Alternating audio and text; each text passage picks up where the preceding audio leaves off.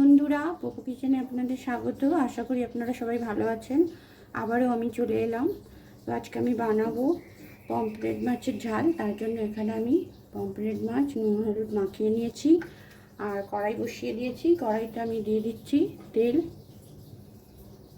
মাছগুলো ভেজে নেব। তেলটা গরম হয়ে গেছে, এবার আমি মাছগুলো দিয়ে দিচ্ছি।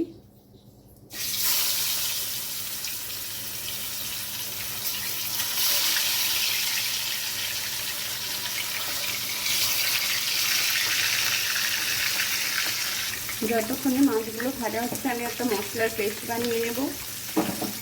তার জন্য এখানে আমি একটা মিক্সিং বলে নিয়েছি আর এখানে আছে 1 চামচ কালো সরষে, দিয়ে দিচ্ছি 2 চামচ সাদা সরষে, দিয়ে দিচ্ছি 2 চামচ পোস্ত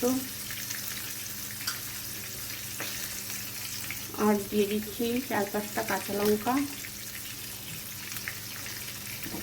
মশলার একটা ফাইন পেস্ট আমি বানিয়ে নিচ্ছি। মশলার পেস্ট রেডি করে নিয়েছি। এবার মাছগুলো একটু ভেজে দেবো।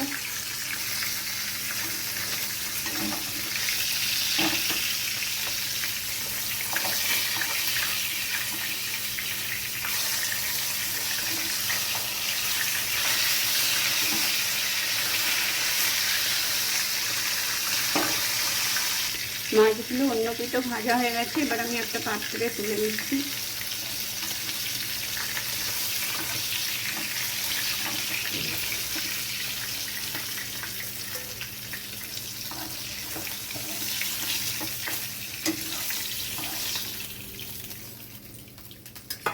বাকি মাছগুলো আমি ভেজে নেব।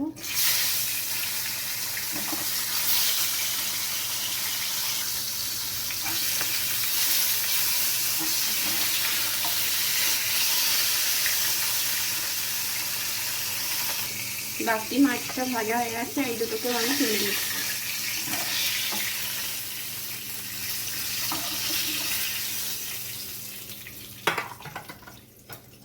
এবার এই তেলের মধ্যেই আমি দিয়ে দেব কালো জিরে ফোড়ন,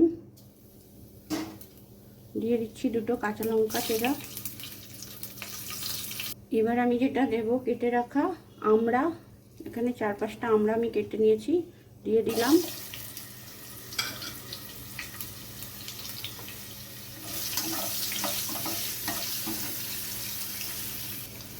বন্ধুরা, পমফ্রেট মাছের ঝাল তো আমরা নানা রকমভাবে খেয়ে থাকি, একটা নতুনত্ব রান্না, তা আমরা দিয়ে আমি করব। এটা খেতেও দুর্দান্ত লাগে। এবার আমি একটু দিয়ে দিচ্ছি পেস্ট করে রাখা মশলাটা।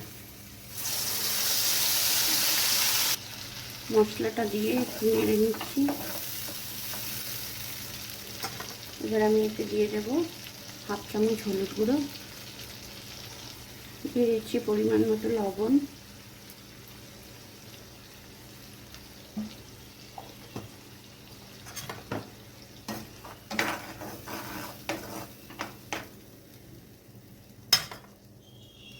দিয়ে দিচ্ছি কয়েক দানা চিনি, একদম 2-4 দানা চিনি আমি দিয়ে দিলাম।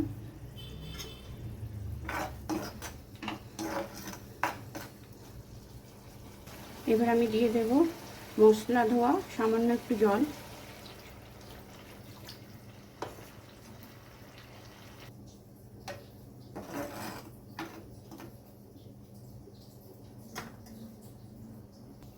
গ্রেভিটা ফুটে গেছে, এবার আমি মাছগুলো একে একে দিয়ে দিচ্ছি।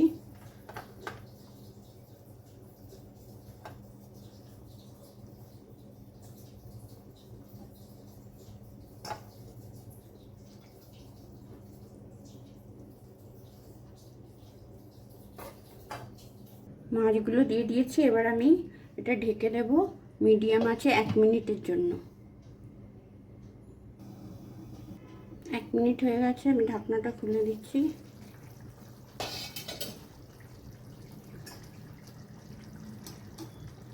আমড়াগুলোও সেদ্ধ হয়ে গেছে, এবার গ্যাসটা অফ করে আমি মাছের ঝালটা নামিয়ে নেব।